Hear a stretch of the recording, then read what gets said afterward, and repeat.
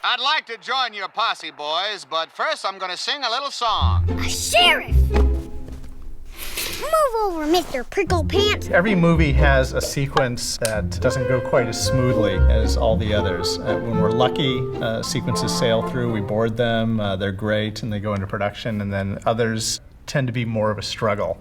And the sequence that we call Bonnie's Playtime had a long life and went through a lot of iterations before we finally ended up with what's in the movie. This is the sequence where Woody is waylaid from his goal, which is really to get back to Andy's in time to go to college. Yeah, this sequence, there's really three dilemmas. There's finding Bonnie.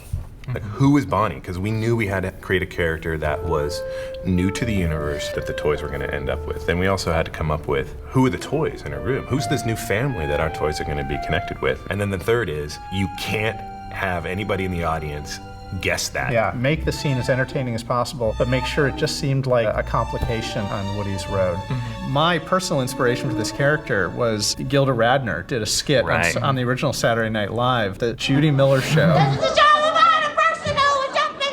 And it's this little girl left alone in her room and the crazy playtime she puts on. Presenting the very, very beautiful Queen of France. Je vous I just loved her exuberance and how it was full of non sequiturs. And for me, that was the way to kick this all off. One of the things we were talking about early on with her, before anything was boarded, was just the difference in play between Andy and Bonnie. Somebody's poisoned a water hole. Poison? And the idea that Bonnie would inject herself as a character. Right. So I did all these little images of just dress up. And so there's ones where she's dressed as a little bride and she's got a little walrus in a bow tie and they're getting married, or she's got like a paper bag on her head, like a fake chef's hat. Just trying to differentiate, you know, this little girl play from Andy's play, but how could it still be entertaining and all-inclusive as far as the toys she's involving? I always thought that was fun about Bonnie's room, how these toys, Andy's room was very structured. I mean, Woody would have his meetings, but in Bonnie's room, it really felt like they were this ragtag group of Thunderdome dwellers. Yeah, something that you guys really talked about, you and Jason. How does a kid play? You know, like when a kid plays with their toys, it starts off like an army scene, but then it turns into they're in prehistoric times, and then they go to the future. And a kid... And you did a million things like that. I did so many different versions. And she was all over the house. You had this bit where Bonnie was in the bathtub with Woody. We're so old. Where's our proof? And then we went to the mad scientist. Let's see if the brain operation worked. And you had a bit where it was like Empire Strikes Back. I'm here to rescue you. And then there was just so many quick ideas on a sit and spin as a time-traveling device.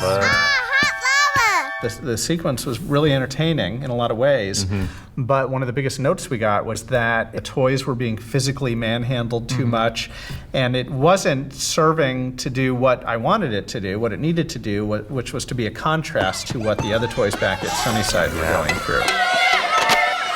And the other thing that I know Michael Arndt, the writer, was struggling with was dialogue for Bonnie. To my ear, it wasn't sounding like a real little kid. Yeah. I felt like we were having a hard time finding her voice. We hit a point where we were starting to panic, right? Because we had a lot of these great ideas, but the scene hadn't really coalesced. We finally just said, let's kind of come at it from a different direction.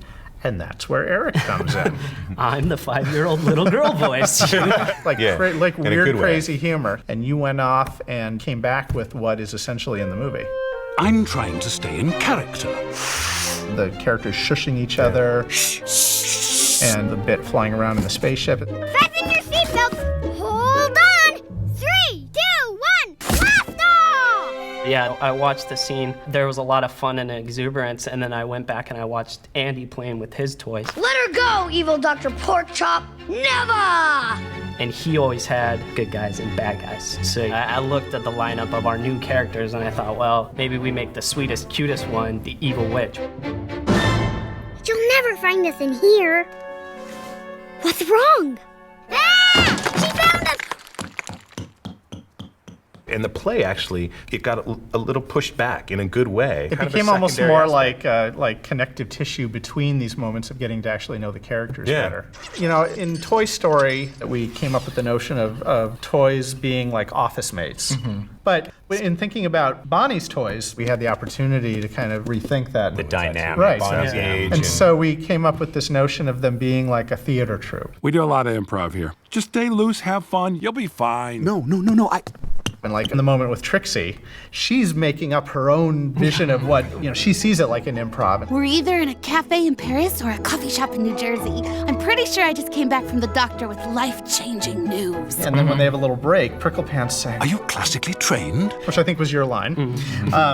It's just awesome Thank because you. suddenly there's this rich inner life to Yeah. what's going on there that you don't have to write a quote unquote funny line, and the best dialogue does that.